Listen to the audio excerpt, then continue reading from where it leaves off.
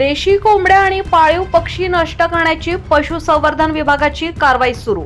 Bird फ्लूचा संसर्ग रोखण्यासाठी देशी कोंबड्यांचा खात्मा करणार। 1 किलोमीटर संसर्गजन्य ग्रामीण भागातील पाळीव पक्षी नष्ट करणार।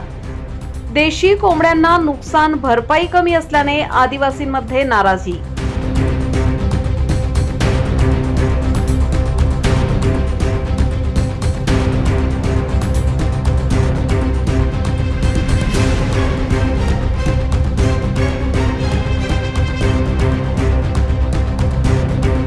तालुक्यामध्ये तिसऱ्यांदा बर्ड फ्लूचा शिरकाव झाल्याने पशुसंवर्धन विभागाने 1 मे पासून कलिंग ऑपरेशन सुरू केलेलं आहे।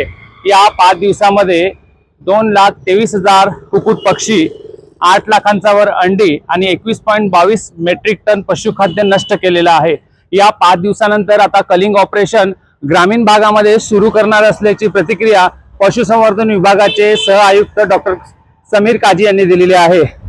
आता कुक्कुट पक्षी पोल्ट्री फार्म मधले नष्ट करण्यात आलेले आहे। देशी कोंबडी जे पाळीव पक्षी आहे, पोपट, बदक, कोंबडी हे सुद्धा नष्ट करणार असल्याची माहिती पशुसंवर्धन विभागाने दिलेली आहे। 1 किलोमीटर परिघातील ग्रामीण भागातील ज्या आदिवासी समाजातील लोकांकडे जे कुक्कुट पक्षी आहे, पाळीव पक्षी आहे, ते सर्व सर्वे करून त्यांची मोजणी करून ते जमा केले जातील आणि त्या कुक्कुट पक्षींना एका पक्षीला 150 रुपये प्रमाणे नुकसान भरपाई दिली जाणार असल्याची माहिती पशुसंवर्धन विभागाच्या अधिकाऱ्यांनी दिलेली आहे।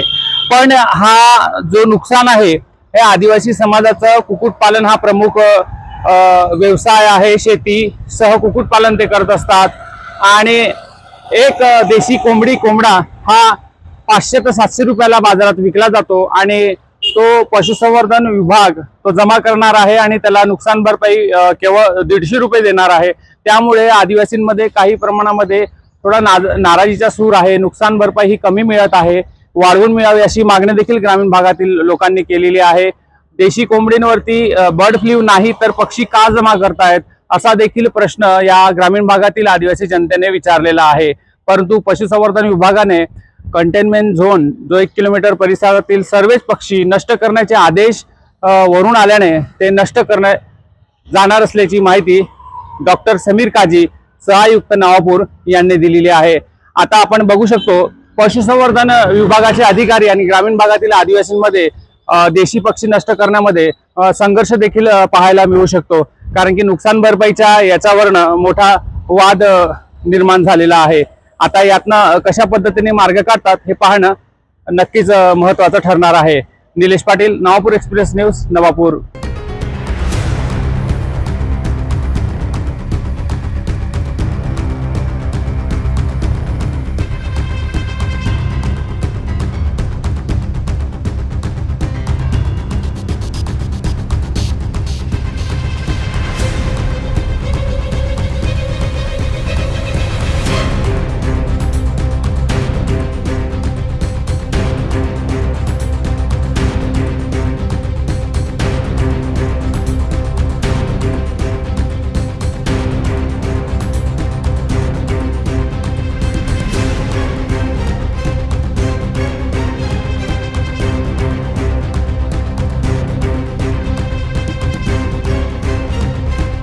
मी डॉक्टर समीर काजी, सहाय्यक आयुक्त पशुसंवर्धन नवापूर।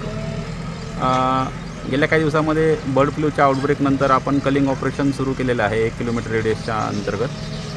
त्यानुसार आपले जे काही फार्म्स येत आहेत त्या फार्म्सचं आपलं कलिंग ऑपरेशन आता 1 किलोमीटर रेडियसमध्ये जे आहे ते संपत आलेलं आहे। किती पक्षी नष्ट केले? 2 लाखापेक्षा जास्त पक्षी आपण आतापर्यंत कल केलेले आहेत आणि 8 लाखापेक्षा जास्त आपण अंडे त्यांचे जे आहेत ते नष्ट केलेले आहेत। आपण ते जे खाद्य आहे ते खाद्य पण आपण नष्ट केलेले आहे। आता त्यानंतर आपण जे देशी कोंबड्या ज्या आहेत 1 किलोमीटर रेडियसच्या आत ज्या आहेत त्या देशी कोंबड्या पण आपण नष्ट करण्याचं काम आता सुरू करतो आहे। त्या अंतर्गत ते कुक्कुट पक्षी येतात, पोपट, जे काही सगळे बर्ड्स आहेत त्या 1 किलोमीटर रेडियसच्या अंदर जे आपण पाळतो त्या बर्ड्सचं पण आपण कलिंग आता सुरू करतो।